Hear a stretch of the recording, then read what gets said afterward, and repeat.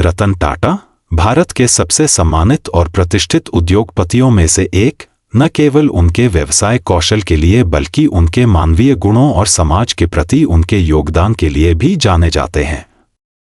उनका जीवन एक प्रेरणादायक कहानी है जो संघर्ष, परिश्रम, दृढ़ संकल्प और सेवा का प्रतीक है। इस बायोग्राफी में हम उनके जीवन के सभी प्रमुख पहलुओं, उनके पेशेवर सफर और उनके मानवीय कार्यों पर विस्तार से चर्चा करेंगे। रतन नवल टाटा का जन्म 28 दिसंबर 1937 को मुंबई, भारत में हुआ था। वह टाटा परिवार के प्रतिष्ठित सदस्य हैं, जो भारत के सबसे पुराने और सम्मानित व्यावसायिक परिवारों में से एक है। उनके पिता नवल टाटा सर रतनजी टाटा के दत्तक पुत्र थे और इस तरह रतन टाटा टाटा समूह के संस्थापक जमशेदजी टाटा के परिवार से संबंधित हैं। हालांकि रतन टाटा का जन्म एक संपन्न परिवार में हुआ था, लेकिन उनका बचपन उतना सरल नहीं था जितना सोचा जा सकता है। रतन टाटा के माता पिता का तलाक तब हो गया जब वह केवल 10 वर्ष के थे और इसका उनके जीवन पर गहरा प्रभाव पड़ा।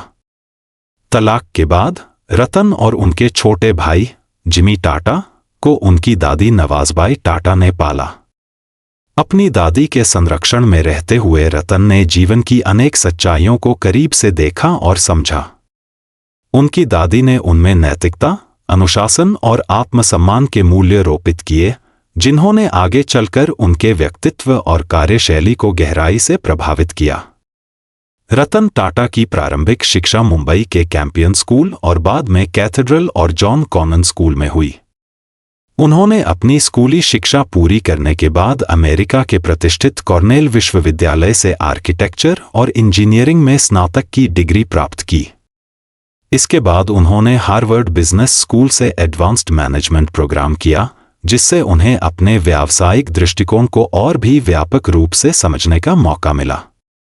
कॉर्नेल विश्वविद्यालय से स्नातक करने के बाद रतन टाटा ने कुछ समय के लिए अमेरिका में ही काम किया, लेकिन जल्द ही उन्हें अपने परिवार के व्यवसाय में शामिल होने के लिए भारत लौटना पड़ा। वर्ष 1962 में उन्होंने टाटा समूह में अपने करियर की शुरुआत की।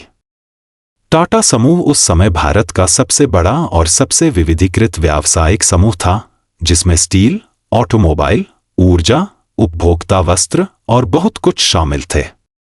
रतन टाटा की टाटा समूह में शुरुआत ऊंचे पदों से नहीं हुई थी।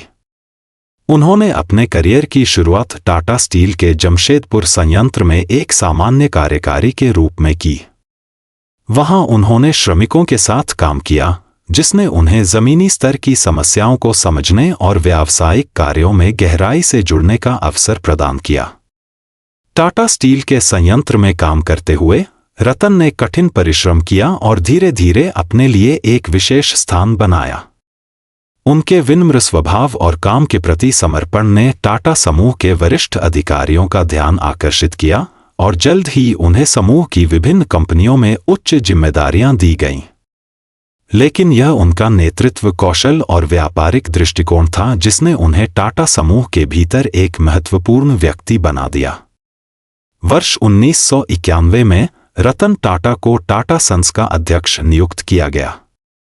उस समय टाटा समूह एक विशाल साम्राज्य था, लेकिन इसके भीतर बहुत सी चुनौतियां थीं। टाटा समूह के कई उद्यम पुराने तरीकों से चल रहे थे और वैश्विक प्रतिस्पर्धा का सामना करने के लिए उनमें सुधार की आवश्यकता थी।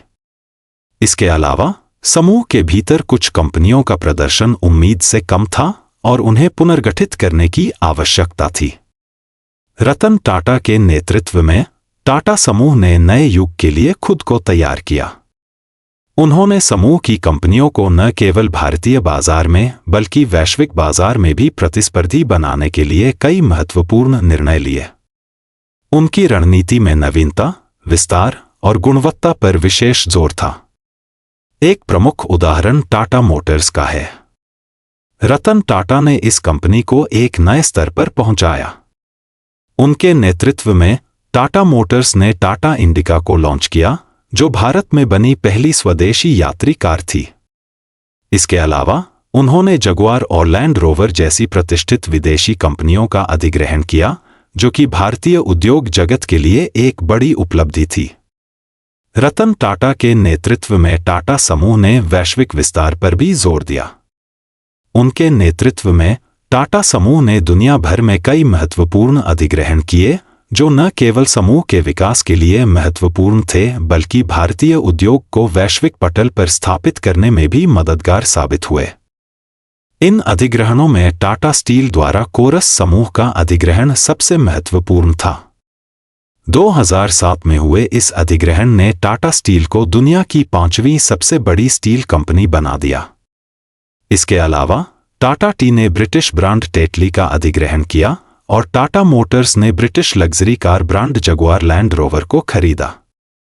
इन अधिग्रहणों ने टाटा समूह को वैश्विक बाजार में एक महत्वपूर्ण खिलाड़ी बना दिया और इसके प्रभाव को विश्वव्यापी स्तर पर पहुंचा दिया। रतन टाटा का व्यावसायिक दृष्टिकोण केवल लाभ कमाने तक सीमित नहीं था। उन्होंने हमेशा व्यवसाय को समाज की भलाई के लिए एक साधन माना। टाटा समूह का यह दृष्टिकोण जमशेदजी टाटा के समय से ही रहा है और रतन टाटा ने इस परंपरा को आगे बढ़ाया। उनके नेतृत्व में टाटा समूह ने समाज सेवा और पर्यावरण संरक्षण के क्षेत्र में भी उल्लेखनीय कार्य किए। शिक्षा, स्वास्थ्य और ग्रामीण विकास के क्षेत्रों में टाटा ट्रस्ट्स के माध्यम से कई परियोजनाएं चलाई गईं। रतन टाटा के व्यक्तिगत दृष्टिकोण में भी समाज सेवा का महत्वपूर्ण स्थान है। वह हमेशा मानते रहे हैं कि व्यवसाय का उद्देश्य समाज की सेवा करना है। उनके द्वारा चलाई गई कई परियोजनाएं और पहल इस विचारधारा को साकार करती हैं।